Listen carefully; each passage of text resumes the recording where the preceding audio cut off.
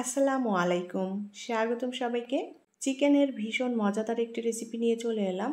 আজকে রান্না করব চিকেন কারি। আর এই চিকেন কারিটা আজকে যেভাবে রান্না করেছি এভাবে রান্না করলে অনেক বেশি মজাদার হয়। এই চিকেন কারিটা রুটি, পরোটা, সাদা ভাত, পোলাও, খিচুড়ি সব কিছুর সাথেই পরিবেশন করা যাবে। খুবই সহজ এবং কমন একটি রান্না, সবাই এই রান্নাটা করতে পারে। আজকে আমি যেভাবে রান্না করেছি সেটাই আপনাদের সাথে শেয়ার করলাম। আশা করছি আপনাদের ভালো লাগবে। চিকেন কারি রান্না করার জন্য আমি এখানে সোনালী মুরগির মাংসটা নিয়েছি, আর এই সোনালী মুরগির মাংসটা খেতেও ভালো লাগবে। এখানে যে কোনো ধরনের মুরগির মাংস দিয়ে রান্না করে নেওয়া যাবে একইভাবে।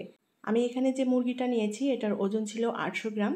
মুরগির মাংসটা আমি একটু বড় টুকরো করে কেটে নিয়েছি, এটা যার যার পছন্দ মতো করে কেটে নেওয়া যাবে। মাংস ভালোভাবে ধুয়ে পরিষ্কার করে পানি ঝরিয়ে নিয়েছি। রান্নার জন্য প্যানে আমি তেল দিয়ে দেব 4 টেবিল চামচ পরিমাণ। এখানে রেগুলার রান্নার তেল অথবা সরিষার তেল যে কোনো একটা দিয়ে রান্না করে নেওয়া যাবে। এখন এই তেলের মধ্যে দিয়ে দেব পেঁয়াজ কুচি হাফ কাপ পরিমাণ। পেঁয়াজটাকে এখন ভেজে নেব।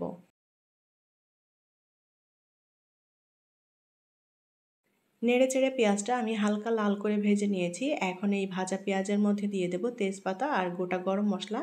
এখানে এলাচ, দারচিনি এবং লবঙ্গ নিয়েছি। পেঁয়াজটা আমি একটু লাল করে ভেজে নেব।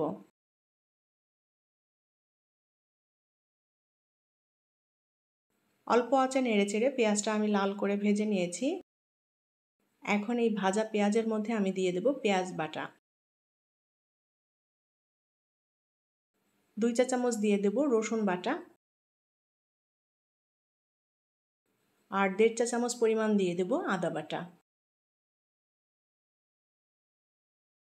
1 চা চামচ পরিমাণ দিয়ে দেব কাঁচামরিচ বাটা। মশলাটাকে একটু ভেজে নেব যাতে এই মশলাগুলোর কাঁচা গন্ধটা চলে যায়। অল্প আঁচে আমি মশলাটাকে সুন্দর করে ভেজে নিয়েছি, মশলার কাঁচা গন্ধ চলে গিয়েছে। এখন পানি দিয়ে দেব মশলা কষিয়ে নেওয়ার জন্য। লবণ দিয়ে দেব স্বাদ মতো। শুকনো মরিচের গুঁড়া দিয়ে দেব 2 চা চামচ পরিমাণ। ধনিয়ার গুঁড়ো 1 চা চামচ পরিমাণ। হলুদের গুঁড়া 1 চা চামচ পরিমাণ। মশলাটাকে ভালো করে কষিয়ে নিতে হবে। আমি এখানে শুকনো মরিচ এবং কাঁচা মরিচ দুইটাই ব্যবহার করেছি, আর মরিচটা যার যার টেস্ট অনুযায়ী এখানে অ্যাড করতে হবে। মশলাটা একটু কষিয়ে নিয়েছি। এখন এর মধ্যে দিয়ে দেব জিরা এবং গরম মশলার বাটা। আমি জিরা এবং গরম মশলা একসাথে বেটে নিয়েছি। মশলাটা দিয়ে আবারও নেড়ে চেড়ে কষিয়ে নেব। মশলাটা যত ভালো করে কষানো হবে চিকেন কারির টেস্টটাও বাড়বে আর খেতেও ভালো লাগে চিকেন কারিটা।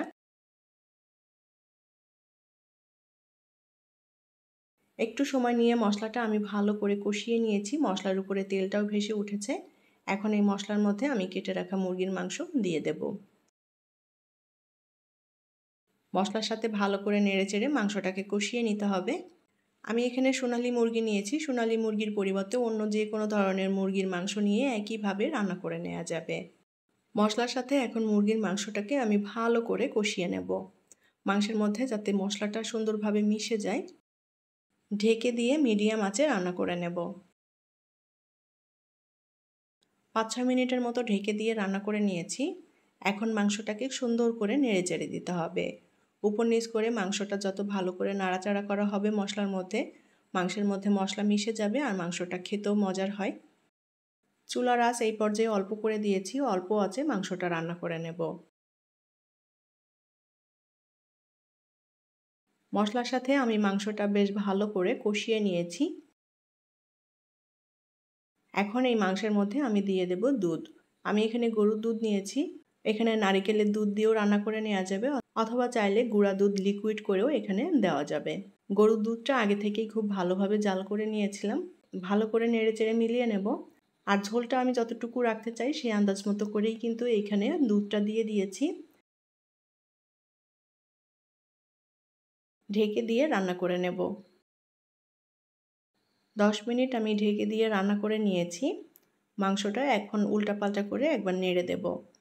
ঝোলটাও প্রায় টেনে এসেছে। আমি ঝোল আর সামান্য একটু টানিয়ে নেব। একেবারে মাখো মাখো করব না, ঝোলটা একটু পাতলা টাইপের থাকবে। নেড়ে চেড়ে আমি মাংসটা রান্না করে নিয়েছি ভালো করে। আমি মাংসের ঝোলটা আর টানাবো না, এরকমই রাখবো। চুলার সুইচটা আমি অফ করে দিয়েছি। এবার ঢাকনা দিয়ে ঢেকে মাংসটা এভাবে চুলার উপর বেশ খানিকটা সময় বসিয়ে রাখবো। ঢেকে দিয়ে আমি 15 মিনিটের মতো মাংসটা এভাবে চুলার উপর বসিয়ে রেখেছিলাম, এতে করে মশলার মধ্যে মাংসটা বেশ ভালো মতো মজে যায়।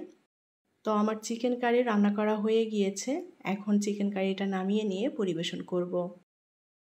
তৈরি হয়ে গেল দারুণ মজাদার চিকেন কারি। এই চিকেন কারিটা রুটি, পরোটা, সাদা ভাত, পোলাও, খিচুড়ি সব কিছুর সাথেই খেতে দারুণ লাগে।